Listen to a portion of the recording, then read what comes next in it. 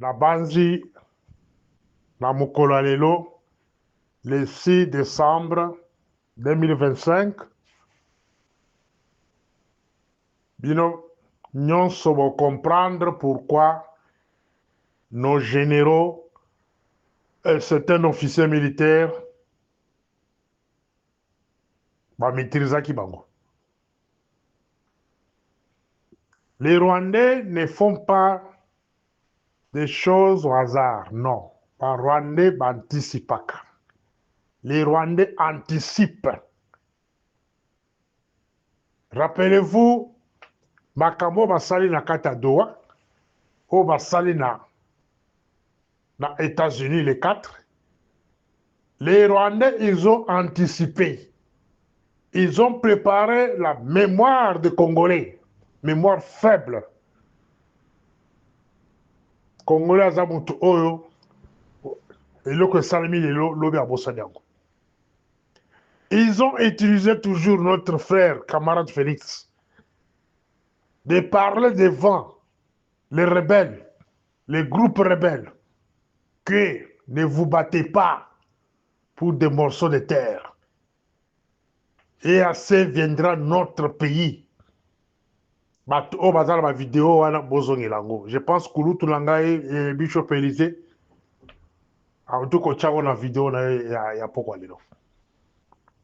cela veut dire que les Rwandais anticipent.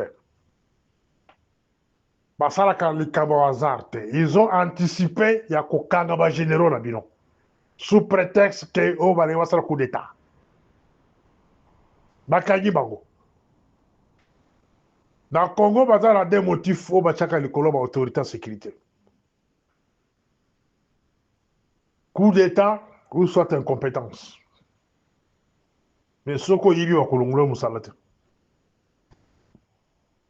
donc, les lois binonions vont comprendre pourquoi les généraux sont aux arrêts. Il faudrait qu'on comble là. Pour un accord, on est salamina. Et salamina, dans les États-Unis, dans Washington, parce que c'est l'accomplissement. Il y a discours, il y a camarades. Oh, à Salaka, Liboso, il y a des rebelles, il y a M23. Liboso, il y a un groupe armé. La vidéo est allée. Anticipa qui déjà Makambo et Salamé les 4. Pour moi, c'était un non-événement. Lui, camarade, est conscient de ce qu'il est en train de faire. Dans le Bakami Colonial, ce que nos camarades est l'otage des Rwandais tous. Il y a un Rwandais qui causait. Donc, j'étais avec lui quelque part, 2 semaines passées. Bon, c'est un opposant à Kagame, Azali Avadakawa, Namboko Ganavadji. Pendant qu'on causait, il m'a dit une chose. Tant que ton frère Félix Tshilombo est là comme président de la République, tout ce que Kagame cherchera au Congo à Kouzoyango. Ça, c'est un Tutsi rwandais, un ami à moi, proche. Tant que ton frère est là, comme président de la République, tout ce que Kagame cherchait au Congo à Kouzoyango.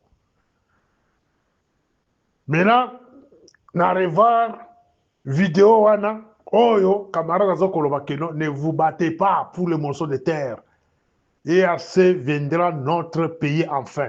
Ce que bolanda maloba vidéo wana mobimba tina suka. C'est l'accord au signé les 4. Mais là et le Camerounais nezokoya. Lundi à l'Obiao, après le dimanche, lundi le 8 décembre 2025. Rwanda asalaka likambo na hasard te. Rwanda a planifié. Rwanda asala constitution oyo depuis 2004. Atia ba article oyo na kati ya constitution. Ayebaki ba article oyo et que vous allez appliquer par un Congolais du sang, de père et mère. Si vous lisez dans l'article 213, L'article 213 de la Constitution prévoit que les présidents négocient, ratifient les traités et accords internationaux. Ça, c'est l'article 213. Cependant, l'article suivant, l'article 214, précise que certains types d'accords, notamment les traités de paix, les règlements des conflits internationaux, ne peuvent être ratifiés qu'en vertu d'une loi, autrement dit, un traité de paix comme l'accord de Washington doit être soumis au vote du Parlement. Il y a un moment où il retourne à Washington, va précipiter, balancer que non, d'ici lundi, va baigner ici le Congrès, les deux assemblées en Congrès. Mes chers amis, les complots, c'est le gouvernement qui nous dirige aujourd'hui. Les parlements, c'est là que vous voyez là-bas, tout le monde ensemble le compte de l'embauche. Bah, il y a il y a un moment où caméra qui meli bendizoto kabere asa yebaki mupepe za koya. Lundi nde bazali ko proclamer vente à Congo par les fameux parlementaires là-bas. Lundi otozoke na bino, lundi à lobby. Votant d'article 213 jusqu'à article 216, 217. De vous comprendre ma kamuni Félix Akosala Batonaï. Jésus sur la croix, Jésus-Christ sur la croix, en pleine douleur, a crié, Père, pardonnez-les parce qu'ils ne savent pas ce qu'ils font. Limbisa bango, baebi et le bako salate. Zambe limbisa bakinois. Les Kinois ont été manipulés par LCD. Lobby bango nyonso en masse baki aéroport. Bokera osali na aéroport. Et yebanite. C'est là où même le Donald Trump, les Américains consortent. Batunions et Afrique, ça c'est un peuple bombaf.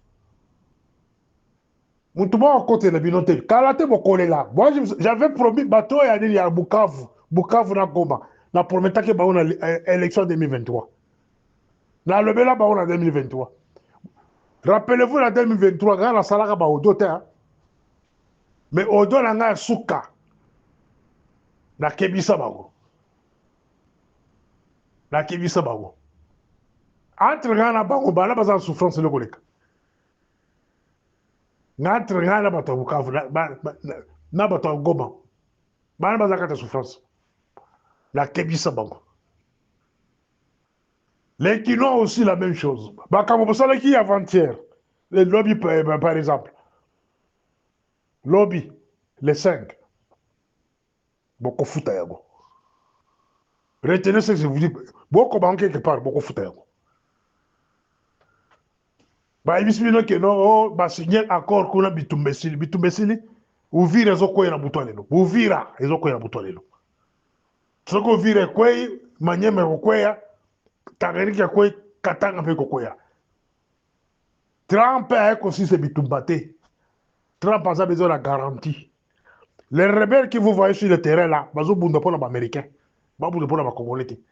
Après avoir récupéré 6 provinces, sur 6 provinces, ils ont la carte à Bakor Rabagwana. Secret. Et c'est fini. Au moins, la guerre est couchée dans le Goboko. Tant qu'il n'y a pas 6 provinces sur la terre, guerre de la facilité. Bah, on était qui s'en gagne. Bah, Ituri, Botembo, tous ces côtés là, Kokoya. Tikatanga et Kokoya. Retenez ça. Souhait à Kagame, c'est prendre les 6 provinces. Dans l'ancien format, il y a 11 provinces au Mobutu-Tika. Dans 11 provinces, on a 6. Dans 6 wana de bitumbesile.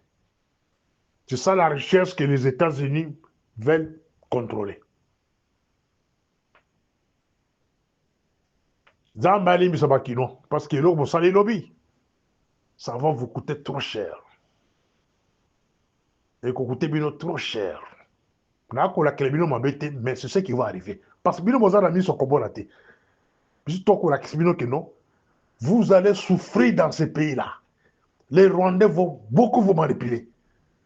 Vous tuer, frapper, vous collez là. Vous collez là. Un accord signé. Pourquoi vous ne demandez pas la question à votre président, la souveraineté de l'État, pourquoi qu'il n'a qu'on force Trump au bout d'abord souveraineté à l'État. Défense en Mboka. Pourquoi que n'a pas accord rapidement, pourquoi vous seguez à côté? Pourquoi Camarade n'a pas demandé la souveraineté de l'État?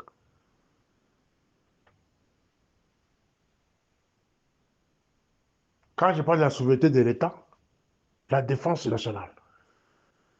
Lui, camarade est conscient, vous êtes conscient que non, défense nationale, c'est un peu communauté. La défense nationale d'un pays, c'est un peu comme RCD.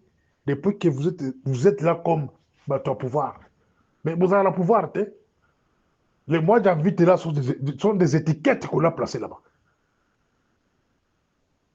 La ministère de la Défense. Les Eliezer Tamboué sont des étiquettes. Bazali est là pour monter bako ça la carte armée. Mais bakolo des ministères de la Défense, bazali est bon mon akabangote. Ministère intérieur, la même chose. La souveraineté de l'État. La sécurité du pays est gérée par les anciens du RCD. C'est Bizimakar qui gère ça avec les garants et consorts. Est-ce que les États-Unis à 5 ans à bout la souveraineté, à bout tous à la paix indépendante, tous à la sécurité indépendante, tous à l'armée indépendante? Non. Bino dans l'aéroport, ok, Kouyamba. Pozo ko crier, oh, indépendant, tozu, to gagné, tozu, bozu nini. Si réellement c'était un bon accord, Makamono Tokolo Basiko, il y a Koboto la souveraineté en Boka. Koboto la wana maboko Barwandais. Tous à l'indépendance sur le plan sécuritaire, sur le plan militaire. La question que je vais vous poser, est-ce que votre frère, est-ce qu'il est libre? Félix n'a jamais été libre. C'est un otage de tous, dans un otage. Et j'assume ce que je vous parle. Lundi, Oyo, né, lundi à lobby. Lundi, Oyo, des bazos côté Congo. Les parlementaires vont faire semblant de faire des débats et puis vont passer dans le vote. Lisez l'article 214. Va passer dans le vote. Ceux qui sont à la peuple solo, ils vont envahir parler du peuple lundi. Pour empêcher les farceurs de parler du peuple, va rectifier le côté. Félix a sali article 213. Et puis, toquer l'article 214. Voilà des bango. Et puis, article 216. Sur la Cour constitutionnelle maintenant. Ce qu'a dit que Makambo Bassali, ils ont conformité, selon l'article 216, va concerne la révision de la Constitution. Pour que va rectifier le code.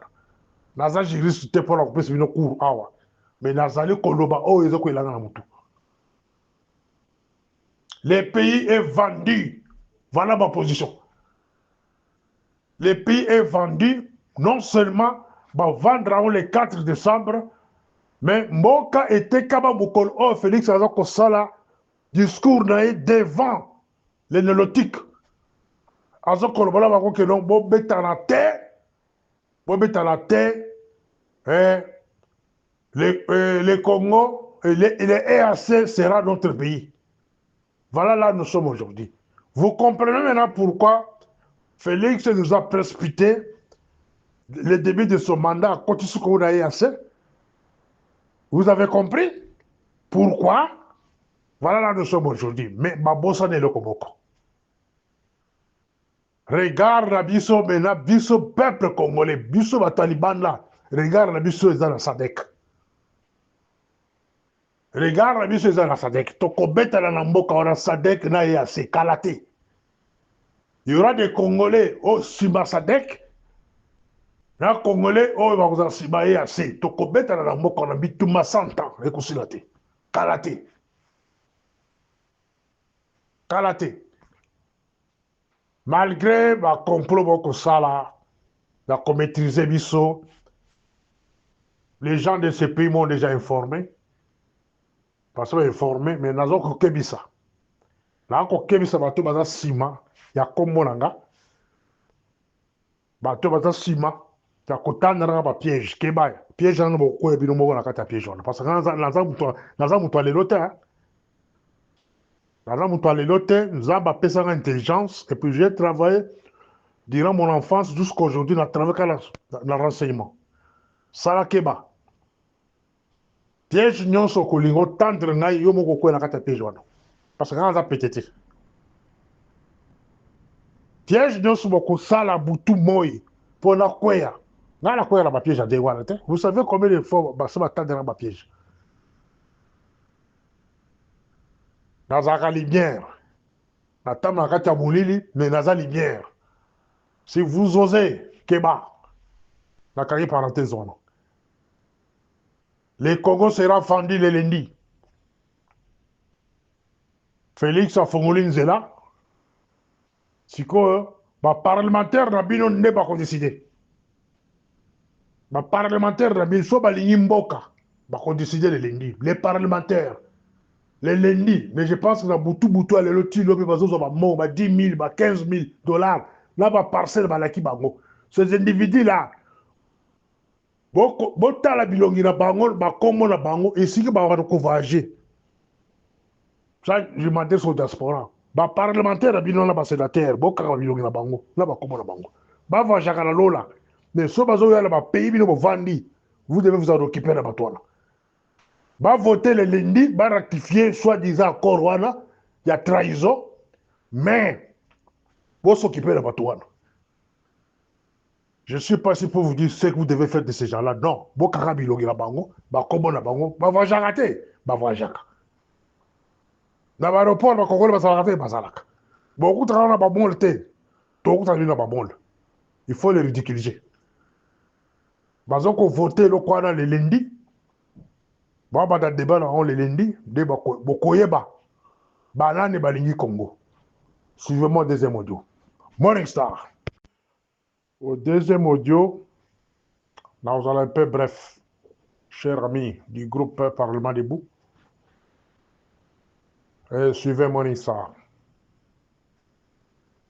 Dans un peu mon conseil. Au premier audio, j'ai beaucoup insisté dans l'activité Bilembo, dans l'activité Bassigne. Si réellement Félix travaillait pour nous et travaillait pour le Congo, pour l'avenir du Congo, la première des choses, c'était de réclamer la souveraineté du Congo. Tout sous va comprendre le Congo pété, souveraineté en la Kisenini. Il faudrait qu'on s'engage l'indépendance et nos services de sécurité. L'indépendance de notre armée. L'indépendance de nos services de sécurité et l'armée. Ce qui me tali bien, ça je m'adresse aux militants de l'ITPS. Bino, vous sepez la caca la tapis rouge. Vous sepez la caca la veste camarade à l'attaque. Dega sapaka la basabato cher. C'est tout ce que sepez sa cabine en guano. Mais Botikala qu'on vend Tebotala en profondeur, qui gère le Congo? L'armée est entre les mains de qui depuis 2019, depuis que vous êtes là, mes chers amis? Et donc, épée ça rapace, hein, et la cobra la point. C'est RCD Goma, les Rwandais Tutsi, les Bazana armés dans ma boko depuis 2019, depuis que camarade de la comme président de la République.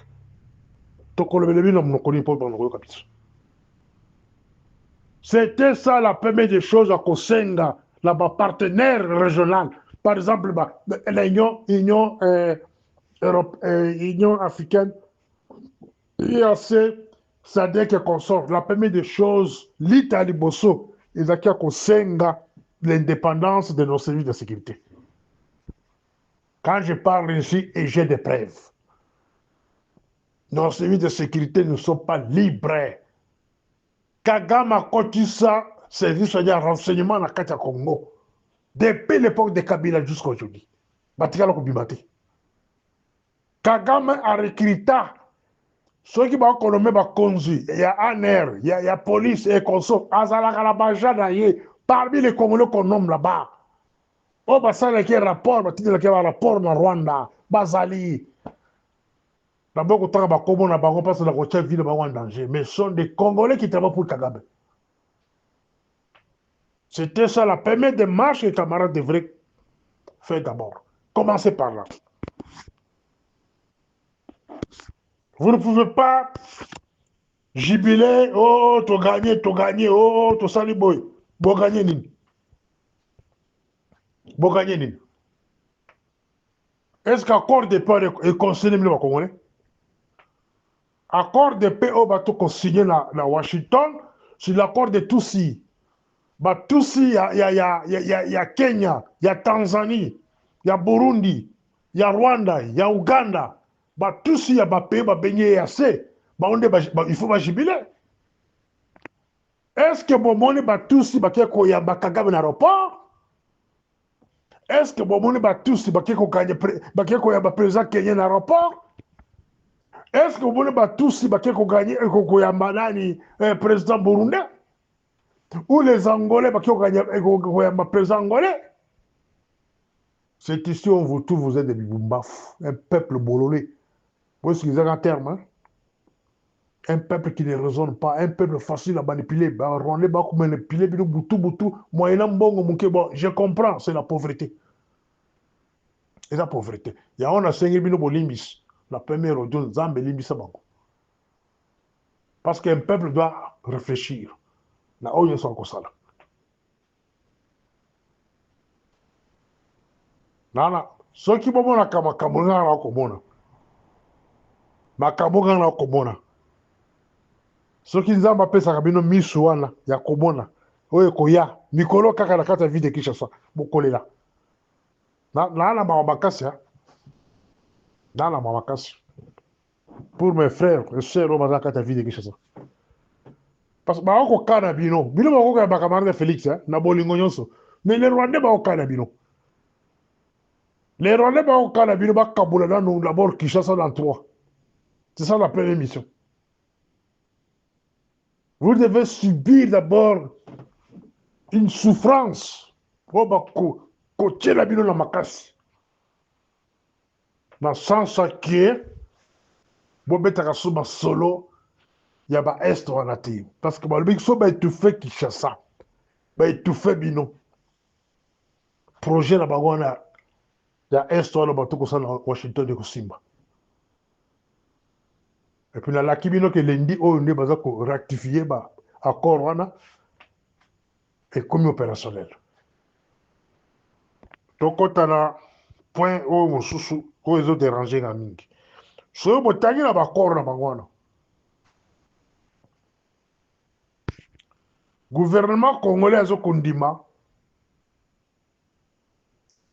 ko créer mécanisme moko boye ensemble là ba rwandais pour nous traquer ba wazalendo, ko traquer FDLR.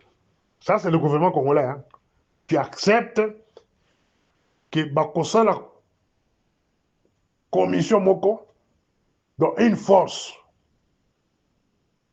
dans Rwanda pour traquer le FDLR inexistant et puis dans ma force négative au babé wazalendo mama et consort. C'est tout qu'on a bien. En 2016-2017, il y avait un ambassadeur, sur l'archive à Congo. Bon, comment l'ambassadeur est à Bisso Moko, c'était un Katangé, mais son nom m'échappe. Azaki Naoni. L'ambassadeur là a démontré que noir sur blanc. C'est un ambassadeur de Kabila. Elle Félix a su pouvoir pas à rappeler qu'il y a zone c'est la Congo. Mais l'ambassadeur là, à l'excès le monde entier que non, Kagame c'était menteur. Kagame, moi, je n'ai pas peur de toi. S'il y a des individus qui banque ka yo zanza melanga te ngala ko banga yo te. Ozala batu na yo na mboka oyo nga na vandi, ozo ko instrumentaliser bango sur mon nom, que battant un piège. Mais les services de ce pays m'ont déjà informé. Ba plan bozo ko prépare bozo ngate. Na niveau Vincent Karega, botikala ko zwanga te. Oyebi biloko na salabino. Et si vous voulez encore aller loin, la zara biloko musu na ko bimisa mikolo bosumba. Bato na bino bazala kata moko. De ba olok bazala ko bitumba. Pato yebani hein. La méthode de bino, la mode opératoire de bino. Vous utilisez souvent les diplomates. Vous utilisez souvent les diplomates. La caïna parenthèse parce que c'est sensible. La beaucoup content la musindo.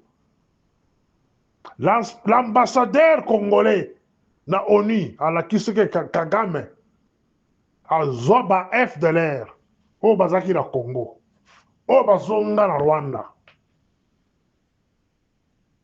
a vu les plus jeunes à former Bango a pensé en idéologie à Sika a versé Bango le sous la Goma a versé Bango na Bukavu objectif aller chercher la terre parce que Nebo Kimaka a besoin de la terre à Rwanda aller chercher la terre là-bas. Vous allez servir de prétexte pour que Rwanda, armée rwandaise, ait envahi Congo. Ça, je parle aux hommes intelligents du Congo. Je parle à nos agents de sécurité. FDLR, la Congo, sont des commandos formés au Rwanda, versés au Congo. L'ambassadeur là est encore en vie. De 2016, 2017, 2018. Quand camarade Félix a prêté serment quelques jours après, je pense que le cabinet Moulilinde va rappeler qu'ambassadeur Azoga, c'est un Katagé. Son nom m'échappe. Donc, la question d'FDLR n'existe pas. Mais, pas si les gens comme ça, les gens la sens dit. Est-ce qu'on va Konziamboka? Parce que nous signer un tel accord, bandimi que non, comme ça, la commission, il y a qu'on traquer les FDLR, qu'on neutraliser, s'il vous plaît.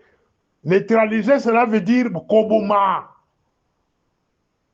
Ce n'est pas qu'au Kanga ou au cantonné, non. Quand il y a un mot neutralisé en sécurité, signifie quoi? Neutraliser, c'est tuer. Neutraliser, donc ça veut dire qu'il n'y a pas les droits de l'homme là-bas. Comme cela a été signé devant les Trump et consorts, droits de l'homme, c'était. Donc ça veut dire les Wazalendo, nos frères Wazalendo, attendez, soyez sûrs et certains que le gouvernement, oh, les lobbies vont sont appuyés.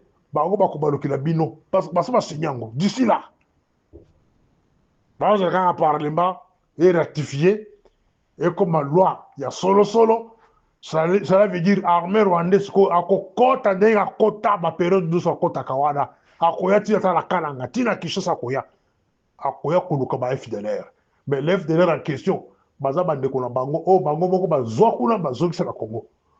De eloko camarade Félix a un problème nanga.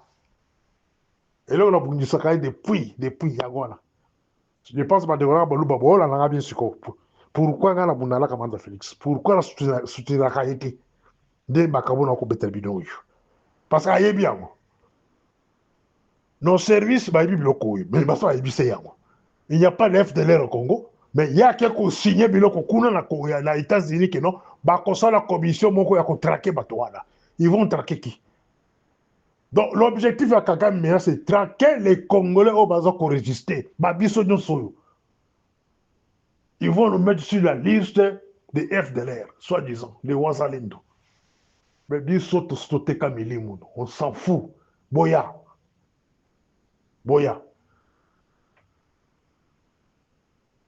Problème la bango yangwana. Il n'y a pas de FDLR au Congo. FDLR n'existe pas au Congo. Oh, la FDLR en 1994. Et Zalakate, les vieux là, les moins âgés, l'âge de Bissot, 55 ans. Mais l'œuf de l'air, on va compter à 94, on va vivre à 65 ans, 70 ans. Mais bala na bango, de ba oyo bakenda na Rwanda, ba formé bango, ba zongi na Congo, ba komo kokata bato mitu. Bato bakimisa bato na babeni console, bango wana sont les commandants rwandais. Bazana numéro matricule rwandais, il y a armée rwandaise, bato wana. Alors, ba ko servir prétexte, il y a armée rwandaise qui va tambour tina tala Kinshasa, qui va kuluka ba FDLR. Mais le gouvernement dit biloko wana. Là, on a encore rappelé nos frères au bas concernant la sécurité. Je pense que vous aurez un prix à payer. La